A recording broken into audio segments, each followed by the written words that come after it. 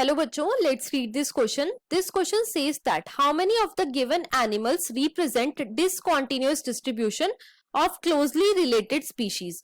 तो क्वेश्चन में हमें तीन एनिमल्स के बारे में गिवन है, एग लेइंग मैमल्स, मार्सुपियल्स और लंग फिशेस, और हमें बताना है कि इन तीनों में से डिसकंटिन्यूअस डिस्ट्रीब्यूशन कौन शो करता है। अब अगर इस क्वेश्चन के मैं की कॉन्सेप्ट की बात करूं तो इस क्वेश्चन का जो की कॉन्सेप्ट है वो है discontinuous distribution. Let me right it over here. की कॉन्सेप्ट इज discontinuous distribution।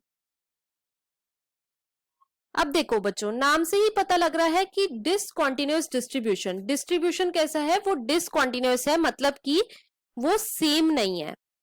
तो डिसकंटिन्यूअस डिस्ट्रीब्यूशन में क्या होता है कि जो एक पॉपुलेशन है उस पॉपुलेशन के जो ऑर्गेनिजम्स हैं वो वर्ल्ड के डिफरेंट पार्ट्स में इनहैबिट हो जाए, वर्ल्ड के डिफरेंट पार्ट्स में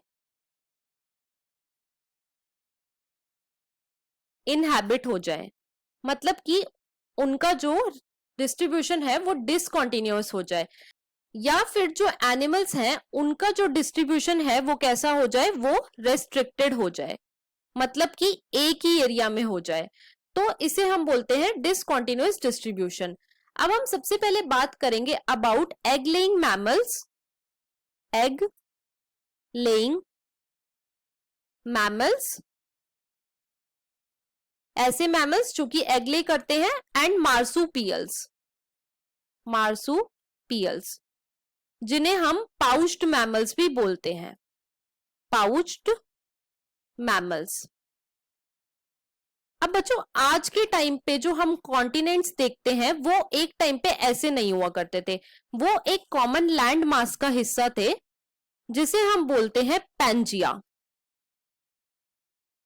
और फिर हुआ क्या कि कॉन्टिनेंटल ड्रिफ्ट हुई, जिसकी वजह से ये जो पैंजिया है ये डिफरेंट कॉन्टिनेंट्स में डिस्ट्रीब्यूट हो गया।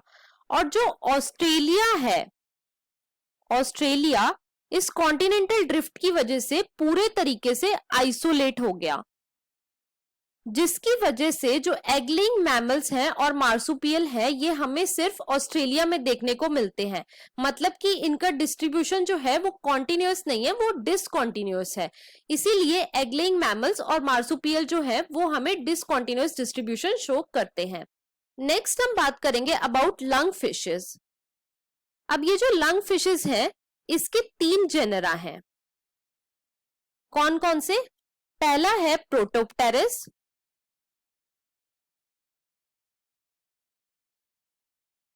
और ये जो प्रोटोप्टेरस है ये हमें सिर्फ अफ्रीका में मिलता है। दूसरा है लेपिडोसाइरन, ये हमें सिर्फ साउथ अमेरिका में मिलता है।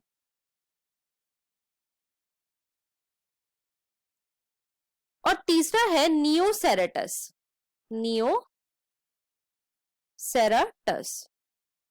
जो हमें सिर्फ ऑस्ट्रेलिया में मिलता है। तो बच्चों, जो लंग फिश है इसका भी डिस्ट्रीब्यूशन कॉन्टिन्यूअस नहीं है, ये डिसकंटिन्यूअस डिस्ट्रीब्यूशन शो करती है। इसका कोई जेनरा हमें किस कॉन्टिनेंट में मिलता है और कोई जेनरा हमें किसी कॉन्टिनेंट में मिलता है, तो इसका डिस्ट्रीब्यूशन भी कैसा है, डिसकंटिन्यूअस है।